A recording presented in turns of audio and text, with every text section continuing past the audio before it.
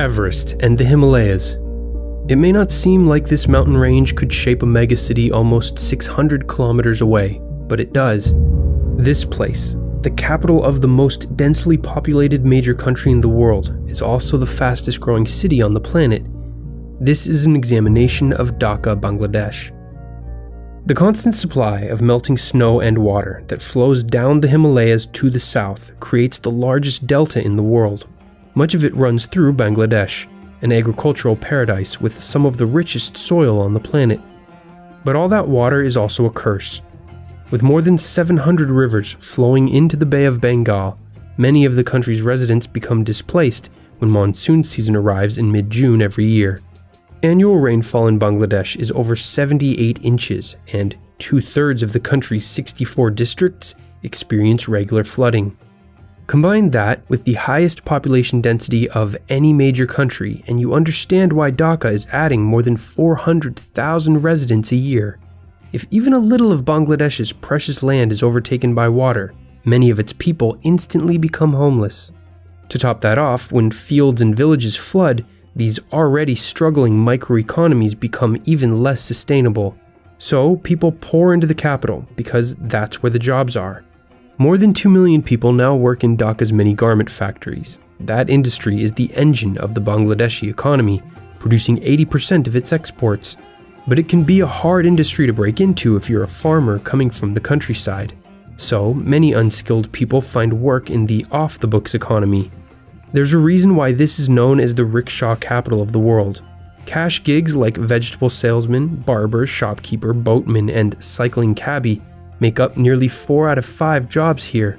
Average pay for this full-time work is less than $100 a month. So development is a tough nut to crack. In order to raise revenue to provide better services and solve problems like traffic congestion, the city needs to bring these people out of the shadow economy. That idea was examined in the Global Post's excellent report on Dhaka from a few years ago. Legitimizing this vast slum economy would mean compelling millions of vegetable sellers, shop owners, barbers to get licenses, pay taxes, and formalize working conditions. It's a gargantuan task. Dhaka wasn't always so low in the global economic pecking order.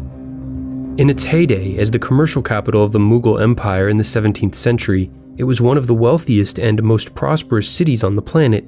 The Venice of the East, known then as JahangirNawab, was a worldwide hub of the cotton and silk trade.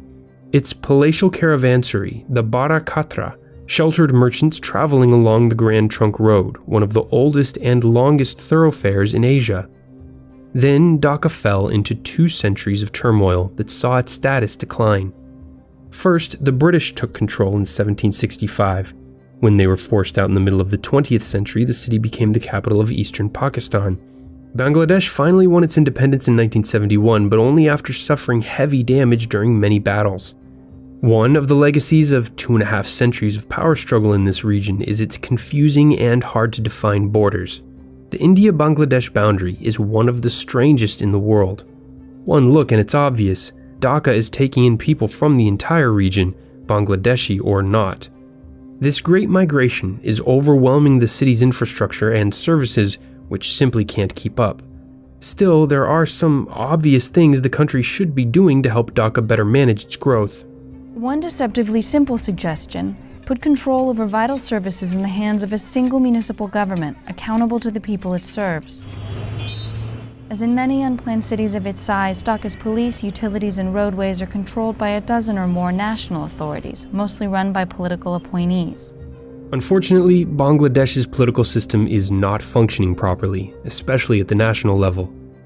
Dhaka's police force carries out extrajudicial killings, and the government tolerates and even encourages attacks on journalists, academics, and minority groups who try to expose mistreatment and corruption.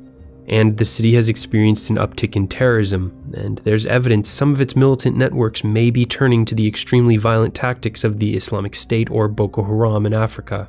And so there's a battle underway to attack foreigners, and this site was a site where lots of foreigners congregated, and the attackers knew that they would have foreigners as victims. That's why they attacked where they did. But, like many of the other underdeveloped megacities we'll profile in this series, the most pressing need Dhaka's citizens face is daily access to clean water. Many people live in slums with limited water and limited money to buy it. This leaves the entire city teeming with mosquitoes, vulnerable to all sorts of health issues.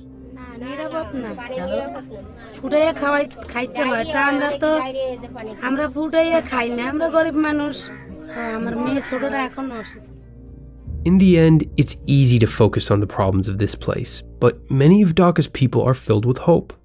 In a video produced by the YouTube channel Footsteps, we see there's no shortage of bright people full of ideas for how to make things better. Do we have problems? Yeah, we have problems. We have traffic congestion, we have corruption, we have a lot of problems. ওগুলো আমাদের বুঝতে হবে, solve করতে হবে, but এসব ridiculous statistics and labels as Dhaka is the second worst city to live in, please don't buy into that. These are just people with agendas. So let's forget about all these second worst city to live in and let's just do our best to make this city the best city to live in. He's right. The people of Dhaka will decide their fate. But they need to have a real sense of urgency, because the real challenge is just beginning.